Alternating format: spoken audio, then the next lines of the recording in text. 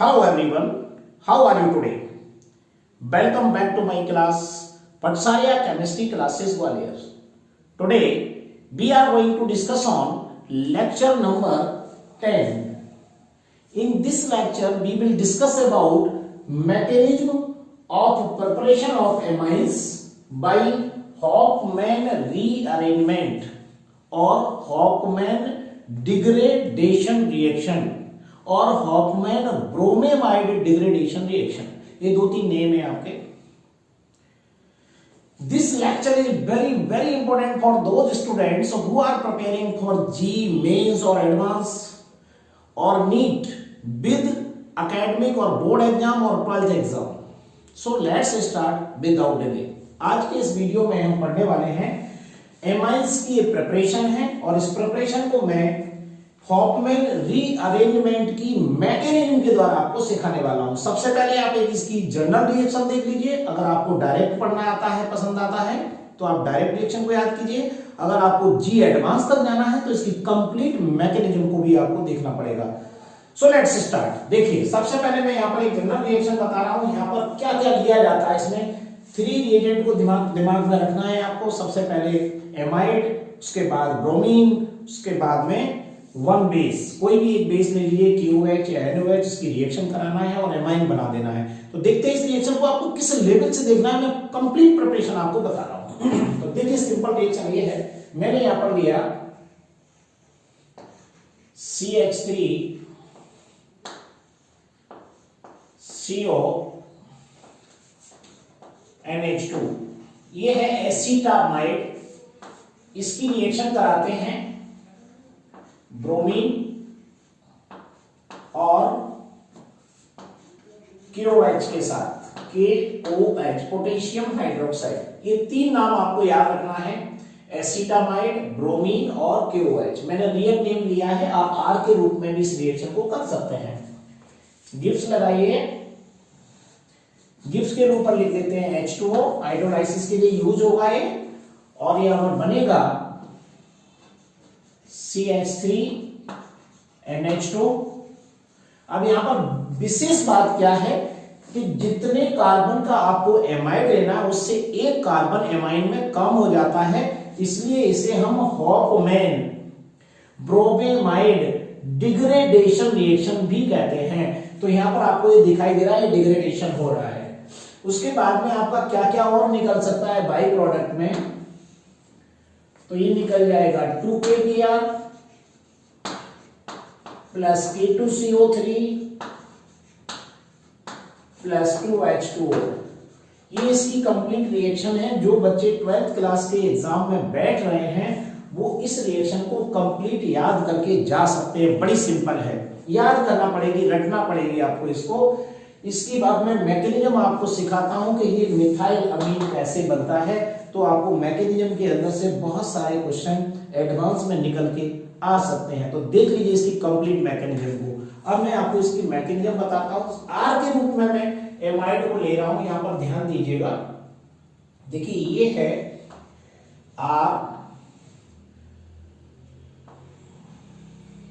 RCO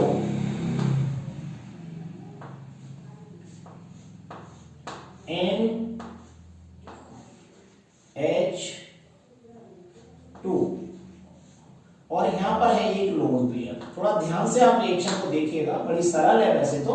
3 step में होना है रिएक्शन. मैं फर्स्ट स्टेप की अभी बात कर रहा हूं. ये स्टेप नंबर 1 है. सबसे पहले मैंने यहां पर एमाइड लिया जिसमें नाइट्रोजन पे एक लोन पेयर है. इसकी रिएक्शन सबसे पहले जो हम कराते हैं वो होती है OH नेगेटिव. OH नेगेटिव, इसका मतलब है इस O पर आपके 3 लोन पेयर हैं. ये है कंप्लीट इसका. OH नेगेटिव को इस टाइप से लिखा जाता है. आपको मैकेनिज्म सीखने के साथ साथ बहुत सारी ऐसी चीजें भी सीखने को मिल जाती हैं जिनका आपको पहले से पता नहीं है. तो यहां पर ये नेगेटिव चार्ज लगाया तो यहां पर आप देख रहे हैं यहां पर 3 लोन पेयर हैं OH के पास में. अब जरा इस रिएक्शन को समझिए ध्यान से. इसमें ये OH का जो निगेटिव पार्ट है वो इस प्रोटॉन को यहां से रिमूव करेगा।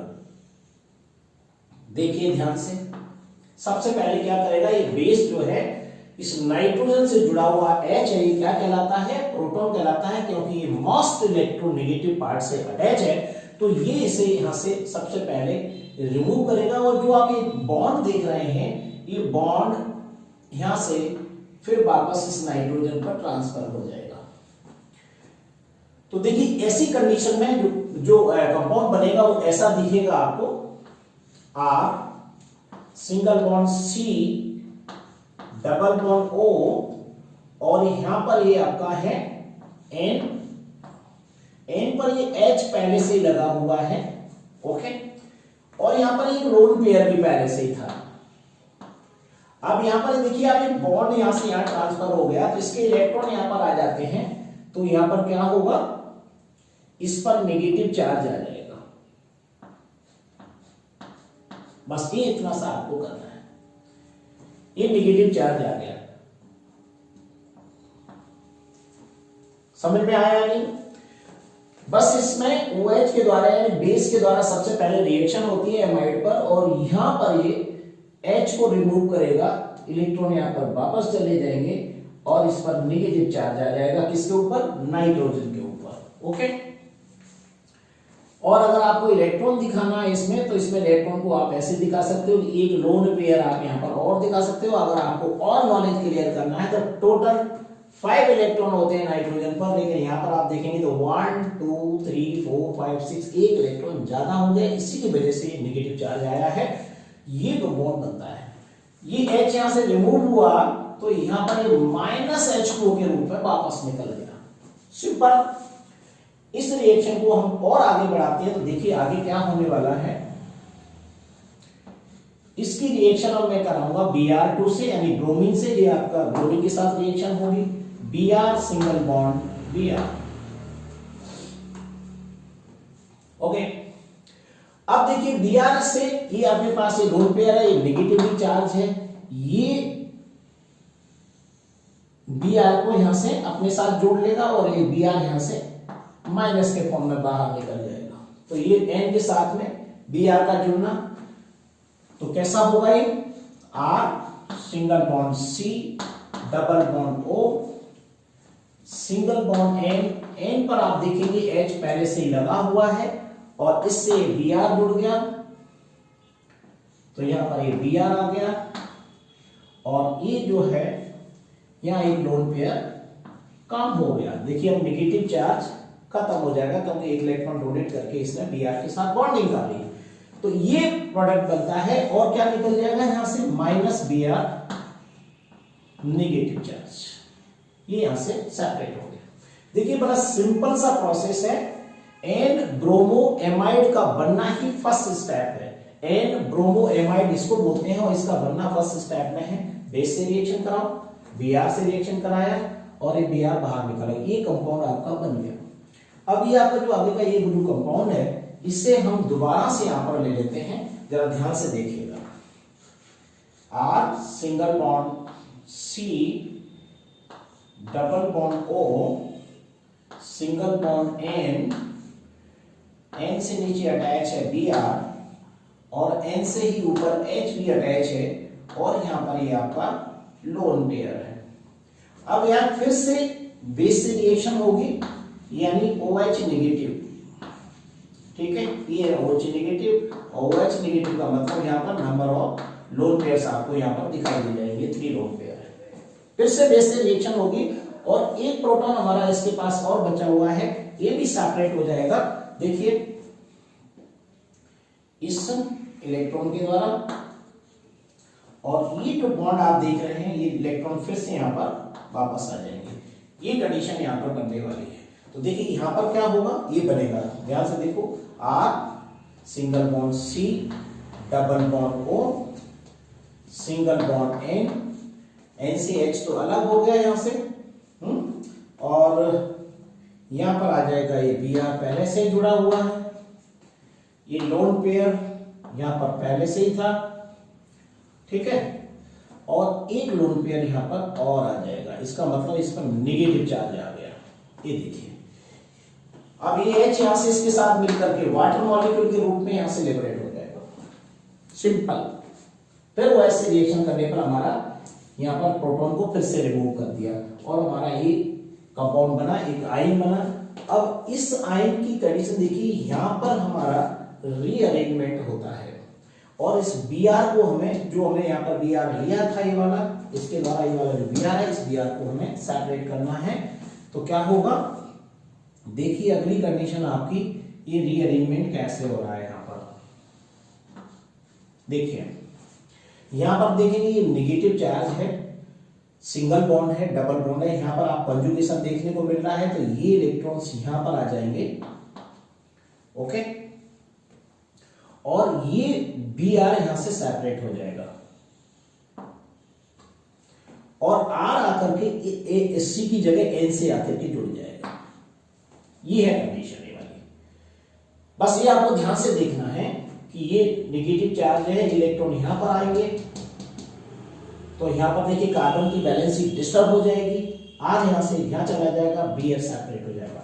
कैसे सेपरेट करना है, तो देखिए हमारे पास कंपाउंड क्या बन रहा है, ये N से R जुड़ जाएगा तो ये हो जाएगा R से कौन जुड़ा हुआ है N से डबल बॉन्ड C हो गया और C से डबल बॉन्ड O जुड़ा हुआ है। देखिए ये कंपाउंड बना है, यहां पर ये लोन पेयर है जी। आइसोसाइनेट ये कंपाउंड बन जाता है, ये रीअरेंजमेंट के द्वारा संभव था। तो क्या निकल गया यहां से, ये Br यहां से सेपरेट हो गया माइनस चार्ज के रूप में। ये हमारी सेकेंड स्टेप है, इसमें कि रीअरेंजमेंट हो रहा है और एल्काइल आइसोसाइनेट बन रहा है। ये हमारी सेकेंड स्टेप है। थर्ड स्टेप में क्या होगा, इस आइसोसाइनेट को हम फिर से यहां ले लेते हैं, RNC डबल बॉन्ड O, यहां पर हमारा लोन पेयर है। एक बार ये रिएक्शन OH नेगेटिव की हुई, दूसरी बार भी रिएक्शन OH नेगेटिव, अब की बार फिर हमारा बेस से एक बार फिर से रिएक्शन कराएंगे। बार बार आपको बेस से रिएक्शन कराना है, OH नेगेटिव। देखिए अब ये OH नेगेटिव देखेंगे कि यहां से ये आप देख रहे हैं कार्बन पर अब की बार, क्योंकि यहां पर पार्शियली पॉजिटिव चार्ज है और यहां पर तो पहले ही लोन पेयर है, इलेक्ट्रॉन यहां पर कंप्लीट है, एक्स्ट्रा इलेक्ट्रॉन है। तो ये जो अटैक करेगा आपकी बारी OH, वो कार्बन पर अटैक करेगा और इससे जुड़ जाएगा। जुड़ने के बाद ये जो इलेक्ट्रॉन है वो नाइट्रोजन पर चले जाएगा। इतनी सी प्रोसेस होना है। तो देखिए क्या बनेगा, N पर जब ये इधर आ जाएंगे तो क्या होगा, नेगेटिव चार्ज आ जाएगा। ये देख लीजिए, यहां पर मैं नेगेटिव चार्ज दिखा रहा हूं और सिंगल बॉन्ड C और C पर है डबल बॉन्ड O और इसमें देखिए C पर यहां पर सिंगल बॉन्ड, ये OH जोड़ दी, ऊपर या नीचे कहीं भी जोड़ दी, तो मैं इसमें OH को यहां पर जोड़ देता हूं, OH ये यहां पर जुड़ जाता है C पर। तो यहां पर देखिए ये नंबर ऑफ इलेक्ट्रॉन्स आपको दिखाई देंगे, यहां पर 2 लोन पेयर, यहां भी 2 लोन पेयर है। देखिए ये कंपाउंड बनता है। अब क्या होना है, ये OH, अब इस स्टेप में एक ही स्टेप छोटी सी बचती है जिसमें कि क्या होगा, हाइड्रोलाइसिस भी होगा और साथ में डीकार्बोक्सिलेशन भी होगा। तो यहां पर देखिए फिर मैं आगे जाता हूं, अभी मैंने यहां पर प्रोटोनेशन कर दिया, अब H2O का उपयोग कर लिया। अब ये H जो है इसको कैसे आपको यूज करना है, अब यहां पर इसका जो H है ये नाइट्रोजन से जुड़ जाएगा और माइनस OH बाहर निकल जाएगा, ठीक है। जब ये यहां जुड़ेगा तो आप देखेंगे ये नेगेटिव चार्ज यहां पर चला जाएगा, ये बॉन्ड ब्रेक होकर के इसके पास आ जाएगा। ये देख लीजिए, ये है प्रोसेस पूरी कंप्लीट। तो आपका ये RNH2 हो गया, NH पहले से जुड़ा हुआ था, एक H इसमें से आ गया तो ये हो जाएगा RNH2 प्लस ये कार्बन डाइऑक्साइड है तो ये बन गया CO2 प्लस ये OH नेगेटिव है, यहां पर दिखा दीजिए, ये हो गया। ये OH और CO2 मिलकर के